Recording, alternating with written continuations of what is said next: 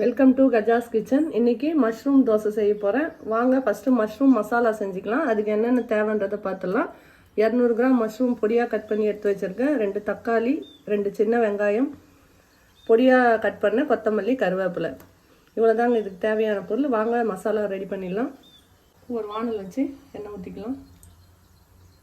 பிரிஞ்சி இலை, பட்டை, லவங்கம், ஒரு பிஞ்சு ஏலக்காய் போட்டு கலக்கலாம். வெங்காயம் போட்டுக்கலாம்.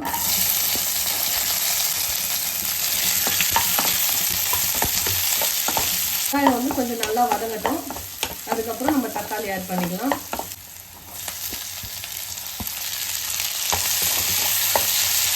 இதுக்கு தக்காளி வந்து நல்லா பொடியாக கட் பண்ணி வச்சுக்கணும். அப்போ தான் ஈஸியாக வதங்கிடும். மஷ்ரூம் எல்லாம் சீக்கிரம் வந்துடும். இஞ்சி பூண்டு பேஸ்ட் ஆட் பண்ணிக்கலாம். நீங்கள் மஷ்ரூம் எவ்வளோ எடுத்துக்கிறீங்களோ அதுக்கு தகுந்த மாதிரி எல்லா பொருளையும் வந்து கூட்டவோ குறைக்கவோ செஞ்சுருங்க. நான் இன்றைக்கி 200 கிராம் மஷ்ரூமுக்கு இந்த அளவெல்லாம் போட்டிருக்கேன்.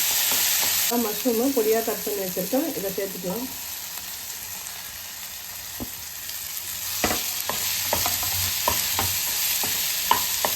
மசாலாவுக்கு தேவையான உப்பு காரம்லாம் ஆட் பண்ணிக்கலாம். உங்களுக்கு எவ்வளோ ஸ்பைசஸ் வேணுமோ அதுக்கேற்ற மாதிரி நீங்கள் சேர்த்துங்க. மிளகாத்தூள், மல்லித்தூள், பட்டை, கரம் மசாலா, மசாலாவுக்கு தேவையான உப்பு.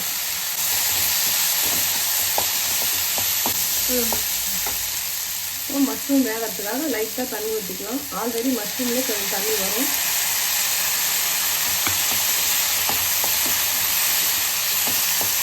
ஒரு 2 நிமிஷம் காளான் வந்து வேகட்டும். அதை மூடி வச்சிடலாம். 2 நிமிஷம் ஆயிடுச்சு. ஓப்பன் பண்ணி பார்த்தோம்.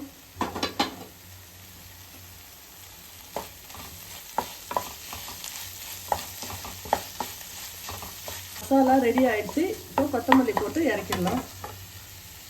இதுக்கு வந்து கொத்தமல்லி வந்து கொஞ்சம் நிறைய போடணும். இப்போதான் நல்லா வாசனையாக இருக்கும் மசாலா. இது வந்து கிட்டத்தட்ட ஒரு நான்வெஜ் டேஸ்ட்டில் தான் இருக்கும். நான்வெஜ் சாப்பிட பிடிக்காதவங்க இந்த மாதிரி மஷ்ரூம் வந்து செஞ்சு சாப்பிட்லாம். மஷ்ரூம் மசாலா ரெடி ஆகிடுச்சு. இப்போ தோசையில் ஸ்டஃப் பண்ணி சாப்பிட்லாம். இது வந்து தோசை வந்து முருகலாக இருந்தால் தான் சூப்பராக இருக்கும்.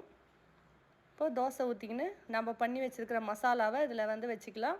நீங்கள் வந்து இதுக்கு வந்து நெய்யும் போட்டுக்கலாம், எண்ணெயும் போட்டுக்கலாம். நான் இன்றைக்கி வந்து கீ தான் போட்டிருக்கிறேன். கொஞ்சம் நல்லா மசாலாவை நல்லா அதிகமாகவே வச்சுங்க. அப்போ தான் டேஸ்ட்டாக இருக்கும். இப்போ பாருங்கள், நல்லா நம்மளுக்கு வந்து தோசை வந்து நல்லா முருகலாக வெந்துடுச்சு. நான் ஹோட்டல் ஸ்டைலில் ட்ரையாங்கிள் ஷேப்பில் மடிச்சிருக்கேன். குழந்தைங்க வந்து விரும்பி சாப்பிடுவாங்க. இந்த ஷேப்பில் நம்ம கொடுத்தோம்னா ஹோட்டலில் சாப்பிட்ற ஃபீலிங் இருக்கும் பசங்களுக்கு. இப்போ பாருங்கள், சூப்பராக மஷ்ரூம் தோசை ரெடி ஆகிடுச்சு. நீங்களும் ட்ரை